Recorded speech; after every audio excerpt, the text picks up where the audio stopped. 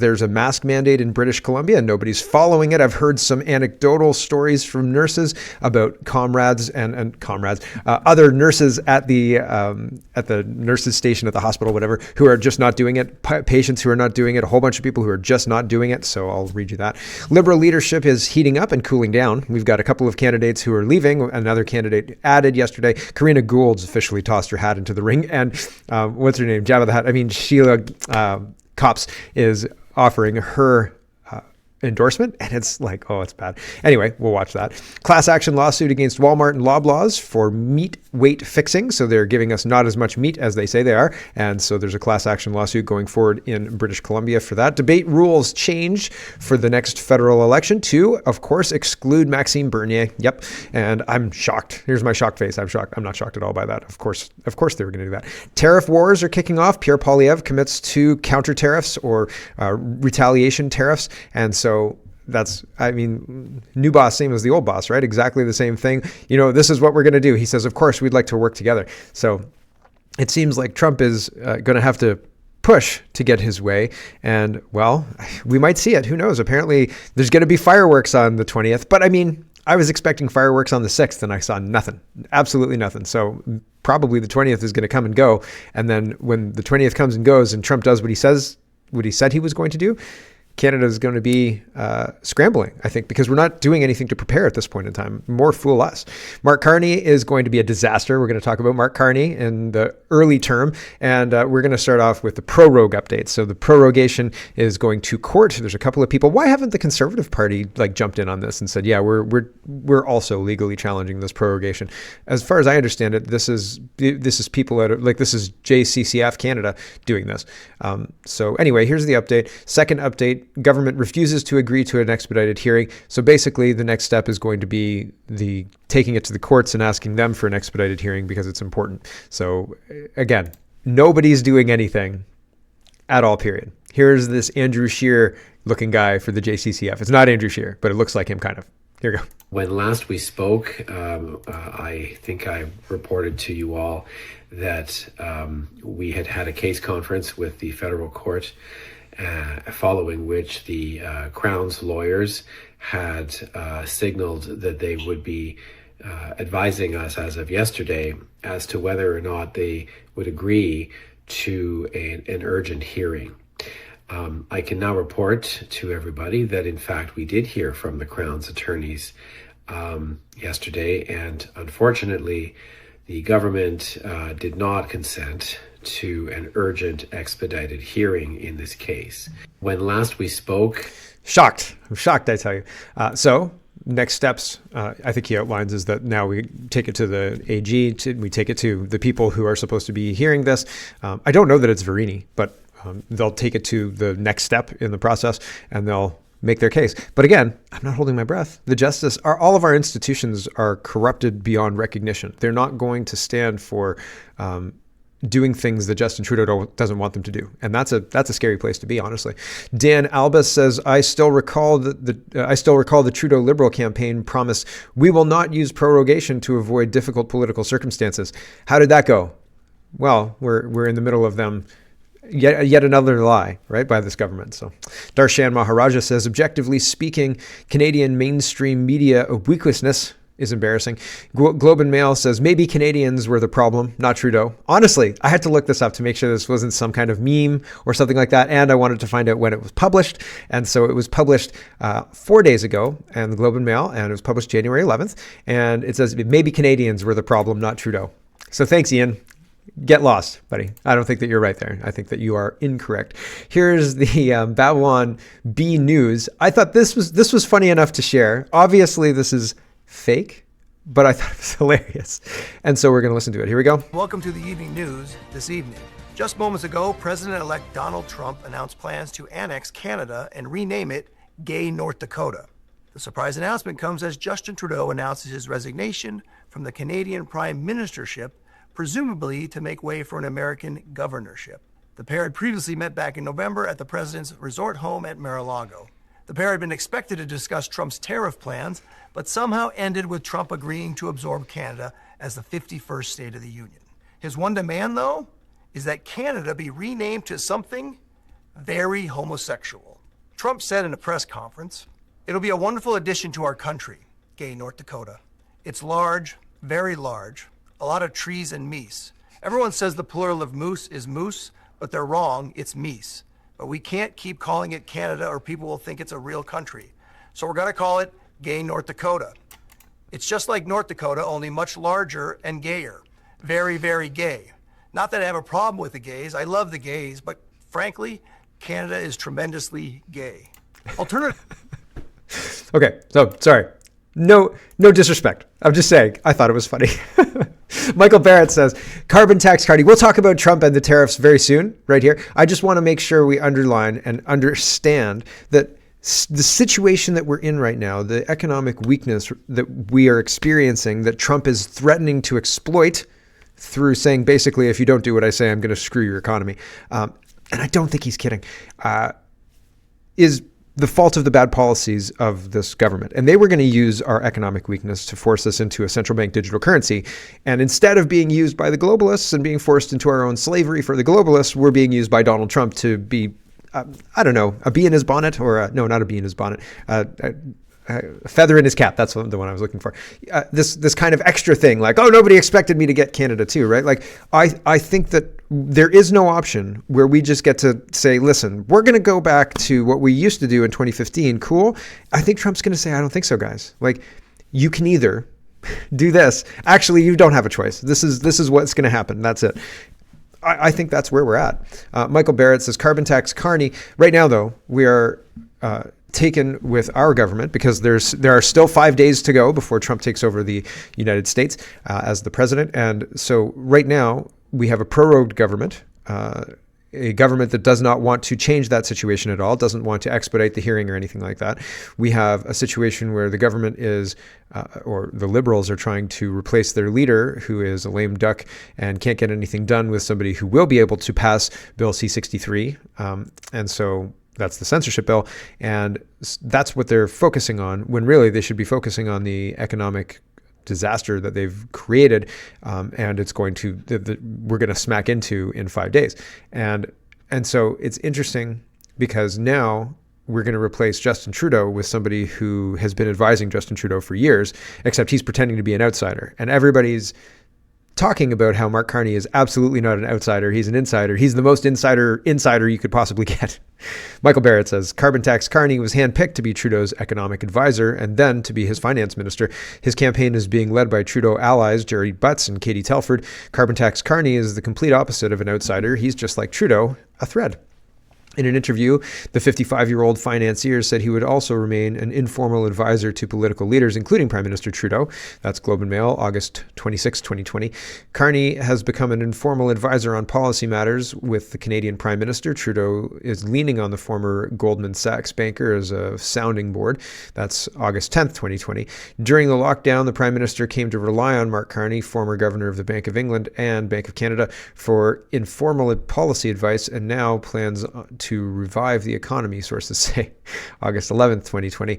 Carney certainly has been advising the Prime Minister through different phases of this, said a senior governing official speaking on background. I'd hope we can count on him for more. That's August 10th, 2020. And I've read some of those quotes already, so they sound familiar, right? Here's Mark Carney and getting the approval of the one who really matters, Xi Jinping, because it seems like China has a huge say in our politics lately. Andy Lee says Carney and Trudeau both serve the same country, and it's not Canada. And I've long kind of thought, I've long suspected, right? I've long thought to myself, these people don't work for us. They don't seem to even really want to listen to us. Never mind be afraid of us and afraid of what we think of their job performance and things, right? They're kind of like, listen, I don't want to hear about it. I'm going to block you if you keep saying these things I don't want to hear. And then they do block you, and you think to yourself, you work for me. You should be addressing my concerns. You should be answering my questions. And the misunderstanding there is they don't work for us. They work for him, right? And so that's interesting. Are we an occupied, what is it? Outshoot of China instead of being a sovereign country, right? Julian Assange, this is, as far as I understand it, like really Julian Assange. And he's following me? Really? Weird. Okay, cool. he says Mark Carney and Catherine McKenna are running a money laundering operation out of the UN. Trudeau has shoveled billions into the pockets of these grifters. Concerning, right? And this is a CBC article that Julian Assange is linking. Huge banks are bailing on a Mark Carney climate initiative. So the climate initiative, the net zero initiative, BlackRock has stepped out of it. And so everybody seems to be stepping out of it. So Carney's idea that he was quarterbacking is collapsing now as he's assuming the leadership of Canada. Like not just the Liberal Party, the Prime Ministership of Canada, right? He's not just taking over some backwater political party that has 6 seats or something like that. No. He's taking over the full leadership with full powers, and they're going to act like he was recently elected. Oh, new Prime Minister, new breath, new direction, throne speech. It's new boss, exactly the same as the old boss, maybe worse. Here's Sheila Gunn Reid. She says, Mark Carney wanted to hunt down supporters of the Freedom Convoy. It's time to end the Freedom Convoy in Ottawa by enforcing the law and following the money, Mark Carney said on February 6th, right? And so Mark Carney, I don't know when it was published, but the picture was taken February 6th in Ottawa. GM Forbes says 4.5 years ago in Bill Morneau's book, he said that Trudeau programs like CURB were far too generous and going to go on too long. Mark Carney advised Trudeau to keep them going. Trudeau did. The Auditor General estimates over $30 billion in fraud. $30 billion in fraud. Goodness me. The thing is, though, if we didn't give it to people in CURB, were they all in Canada? Or were there some of them in the Ukraine? If we didn't give all that money to the people on CURB, then we would have given that $30 billion to Ukraine, right? So silver lining? No, I'm just kidding.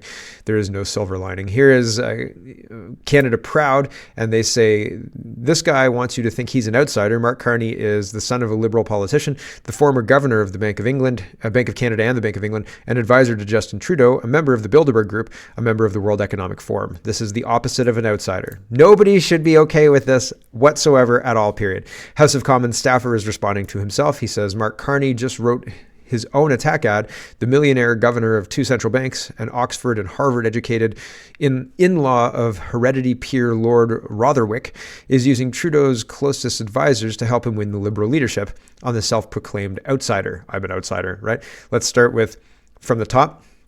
Here he is with Prince Charles, now King Charles III. They've met multiple times, not much more insider than the king. He also got to know Queen Elizabeth II quite well. How about his good friend Mike Bloomberg? He's worth more than $96 billion, according to Forbes. Mike made Carney chairman of his board. They both like lavish parties and fighting climate change, which is a grift. It's a hoax, right? House of Commons staffer continues. He says, but how rich is Mark Carney? Hard to say. Multimillionaire for sure. Billionaire? Got to be close. His salary as Bank of England governor was over $1.5 million Canadian a year, plus benefits and housing allowance. He probably banked it all. He even made $1,000 renting out his Canadian home while in England. So that's pretty wild. I guess you don't get to be a billionaire without, looking at the dollars and cents, right? He continues, that doesn't even get into his other board appointments or his time with Brookfield. So like each board appointment, you get paid a lot of money, right? Like in addition to whatever you're doing for your main job. If you go and spend an evening a week where they give you dinner and you get quorum and you talk about things for an hour or two and make some decisions until the next time, you can get a lot of money, right? Especially if you're on, like, how much does Dana White make on Facebook's board? Because he's on Facebook's board now, so that's weird, right? So anyway, you can make quite a lot of money. And then again, he says that doesn't even start talking about Brookfield. He's likely richer than Trudeau, but mind you, Carney actually had to work for his money. So there's something there, I guess, but not really, because it's like working for your money really, or working for your money on easy mode. And it's like Morneau as well. He married a McCain. Carney married Rotherwick. He's Harvard educated, Oxford educated. His family had money. He has money, independent of all of that stuff, right? So like just going to Harvard and Oxford, you have money. Okay. He's not some poor kid from the Bronx, right? We're the Canadian Bronx. Did he even grow up in Canada? I doubt it. Anyway, as mentioned above, Carney's brother-in-law sits in the House of Lords. as a Tory. He grew up in England. As you know, most outsiders have heredity peers as family. Much of Mark's UK connections is through his wife, Dana, who he met at Oxford, low-end university on par with Carleton. Is Oxford really on par with Carleton? I don't think about that. I don't think so. I think it's a very old university, like started in the 1100s or something like that, isn't it? No? Diana Carney is the real activist in the family, described as a hippie. She is linked to all sorts of environmental causes. She also has a tough time finding a home in London because of the price. Here he is with Mark Carney with Maxwell, and I've talked about this at length before.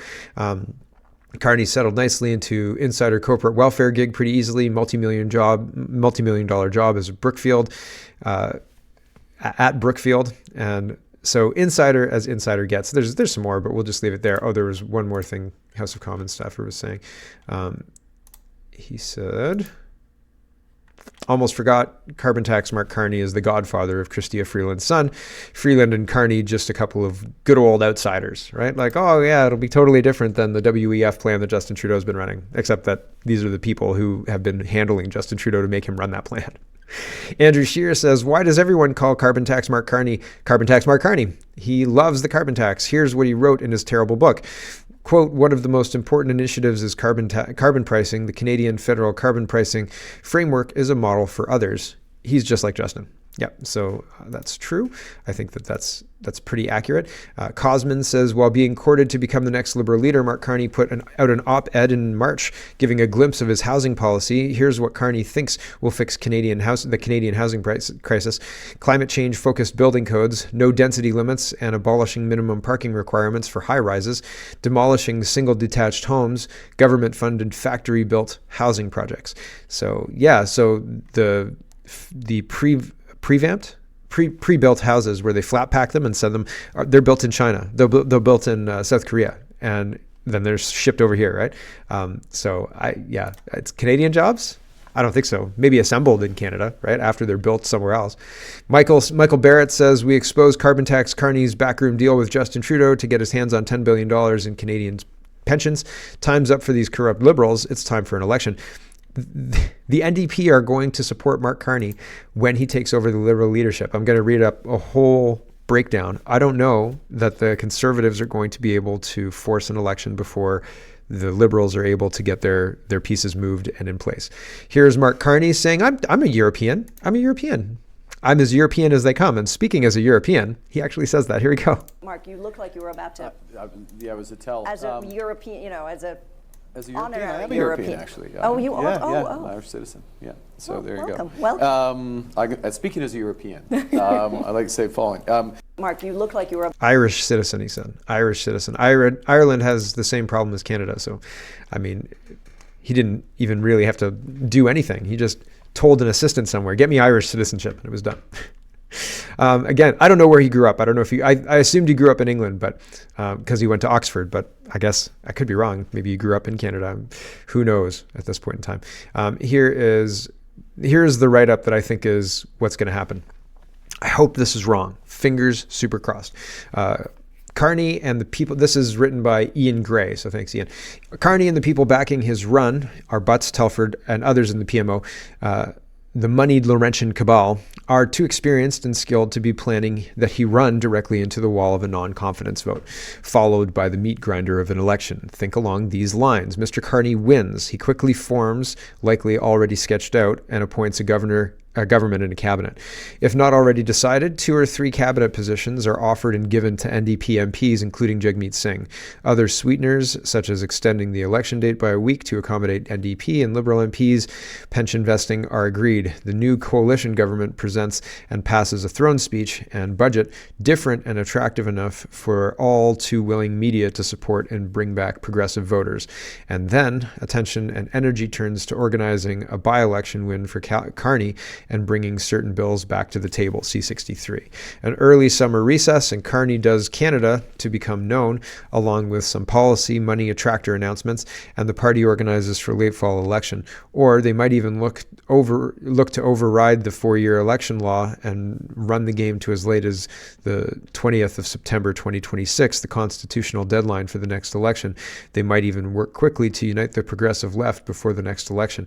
Of course, Carney's national and global connections can surely assure Singh a rewarding life after politics. So you support me, you get another year and a bit of this, and Carney will come in, and then the NDP will oust Singh, probably, but maybe not. Maybe not. They may not. Depends on how they do in the election. But I think this is very, very plausible. Absolutely plausible, and probably exactly what they're planning. And if the Conservatives don't have any kind of route to get an election in the short term before January 27th or on January 27th, if this prorogue goes through and they install Carney, then we're in for it. Like, we're in for it.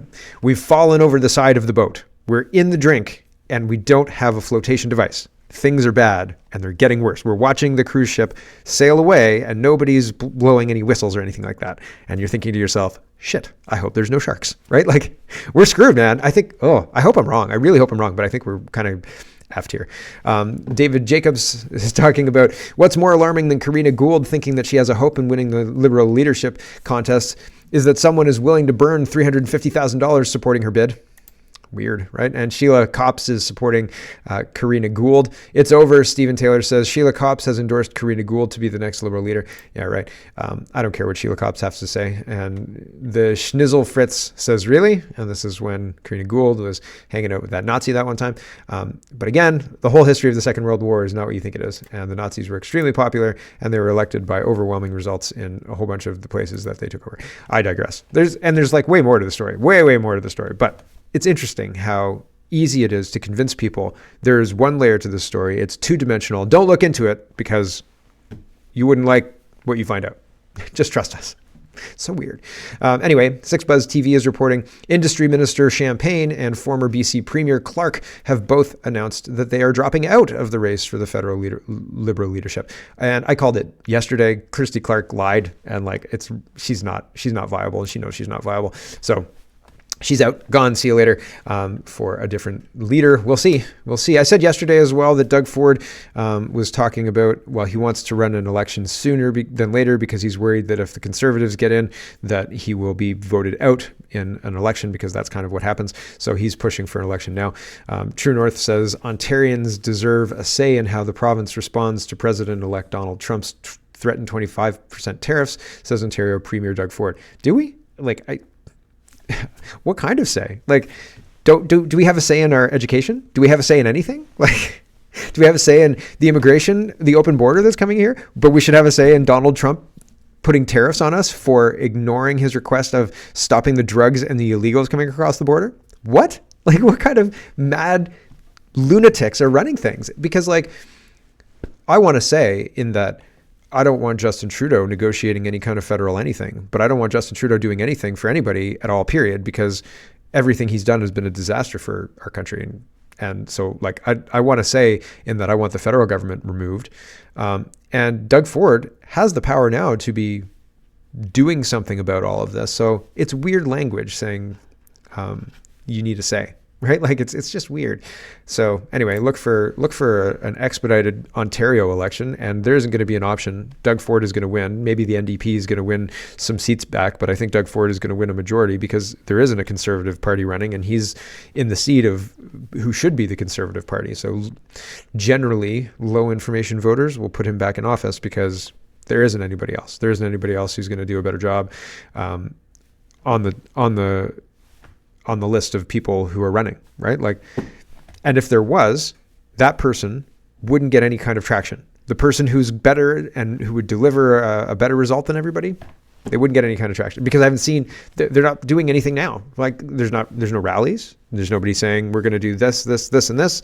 We're going to deport the illegals. Nobody's saying anything like that. So who's going to face off against Doug Ford? Anybody who has the vehicle to do it is being very quiet. And you don't want to do that if there's a snap election on the table. You want to be at protests. You want to be talking to people. You want to be getting your message out. You want to be talking to housefuls of people, or gyms full of people, or arenas full of people if you can fill it, right? Like, you want to be out there talking to people, and you want to get as much energy and stuff going. But like, it's not happening. Not happening at all, period. Doesn't exist. Doesn't exist. Even with Restad and his Conservatives, you could see that movement running. Like, you could see that movement happening, right? There's nothing like that happening in Ontario, period. Nothing. Nobody doing anything. New Blue? Nope. I haven't seen it. People message me and sometimes tag me and say, look, New Blue.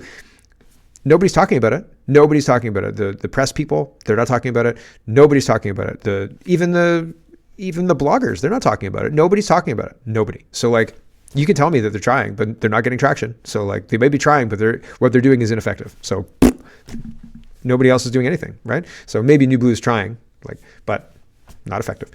New Generation PPC says Maxime Bernier was invited to the federal debate, but the Leaders Debate Commission has now changed the rules last minute. This is undemocratic and undermines our electoral process. Like it or not, the PPC represents hundreds of thousands of Canadians. We deserve a voice.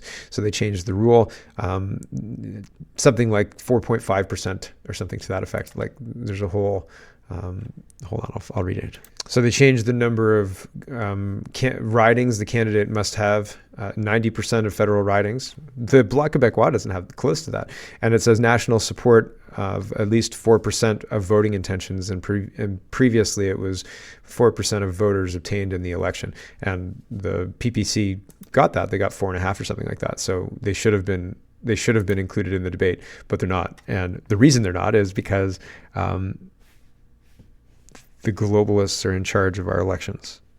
We're an occupied state, I think. Here is Viva Fry, and he's highlighting this. This is funny because it's one of those things. We're going to talk about the U.S. and the tariffs now. This is funny because what this guy says, you wouldn't expect somebody in his position to say this. Viva Fry says, this is some seriously sinister stuff to say out loud. It almost sounds like a threat from the people who are supposed to be protecting the country from this kind of thing. So here he is. It's funny, but it's not funny also. Here we go. I just will say one last word, which is, I hope this is my last time at this podium, at least for a little while. I don't mean that in a negative sense. I mean, the only thing that would bring me back is an unexpected event in the next few days, which, as you all know, is totally possible given everything you've seen over the course of the past years. But if it is, in fact, my last time before you, I just want to say thank you for what you guys do every day. Thank you for putting up with me. I just will say... What? The only thing that would bring me back is, a completely terrible thing, awful, coming out of nowhere, which could totally happen. All right, man. All right, sure, I guess.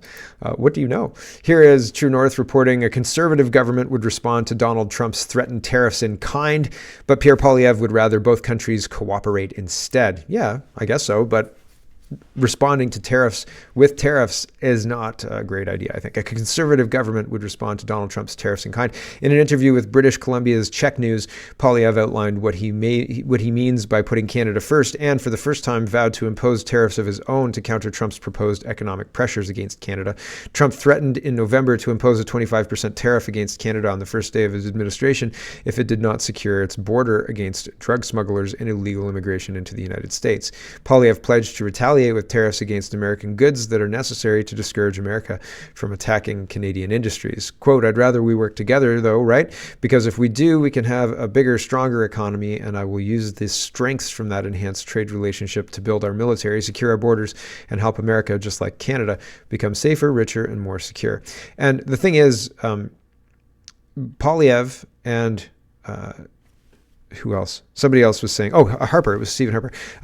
We're saying that Canada actually subsidizes the U.S. because we sell our oil at such a cheap value, and without us selling the oil at such a cheap value, they don't make as much money, and so on and so forth. And actually, really the trade deficit is actually the other way. It's not the way Donald Trump is presenting it. If that's true, then Canada has a huge amount of leverage, and so if that's true, why are we behaving stupidly and taxing ketchup and peaches, or ketchup and what was the other thing? Orange juice, right? And not saying, listen, that deal we give, that sweetheart deal we give you on oil, I'm sorry you misunderstood, but that's actually this whole thing. And so we're going to stop giving you that sweetheart deal until those tariffs are done. Cool, right? now you have leverage. But if it's not true, then you don't have leverage. Or if it's true and you don't do anything about it, then you're wasting your leverage. So anyway, I don't know. We'll see. We'll see how it all plays out, I reckon. No choice now. We're on the ride and we're at the top of the hill. Well, we will be at the top of the hill in 5 days. And then the drop happens. And then you're like, oh, hold on for your hats, right? Hold on to your hats. Calgary Herald is reporting Smith has a plan to stop the federal government from looting Alberta to pay for the tariff crisis. And so basically what she's going to do is create a crown company. No, it's explained here. On Premier Smith's orders, Alberta officials are hatching plans to shield the province from Ottawa as much as from Donald Trump and his tariffs. They're looking at creating a public body that would buy all private oil and gas intended for export to the United States. That would inoculate Alberta petroleum products against a federal export tax because one Canadian government can't tax another. It's ridiculous that we have to worry so much about Liberal Ottawa in a situation like this, but it's the way things are, said one official. Smith hotly opposes an export tax. She asked her officials for ways to block it. Albertans fear that if there's a tariff-free carve-out for the sector next week, Ottawa is very, very likely to introduce an export levy. Ottawa, not the U.S., would get the cash. The tax would amount to a domestic tariff on an industry the Liberals plan to wind down anyway. What Trudeau government wouldn't love that idea? It's no idle fear either. Liberals have inflicted this tax twice in the past, both times by another Trudeau, with typically chaotic results. The idea then, and certainly now, would be to extract cash from oil and gas producing provinces to shore up Ontario and Quebec in a time of economic trouble, in this case, losses due to tariffs. The goal was signaled on a smaller scale in an earlier Sovereignty Act motion. The plan for a full marketing authority may proceed in the spring, whether or not the feds impose the tax. Export taxation worries the Albertans far more than the wild talk about banning energy exports to the United States. So yeah, it's interesting what's happening there. It seems like Danielle Smith is making moves that are trying to protect their interests. We'll see how it all plays out. There's nothing to do but wait. Hello everyone, thanks very much for watching. This is just a short version of a longer show. If you'd like to get the whole show, you can go over to canadapoly.com and sign up for a subscription. Just look in the drop-down tab for Shop and Donate and look for subscriptions and you'll get immediate access to the full show. Love to see you. Thanks for watching everybody. Have a wonderful, wonderful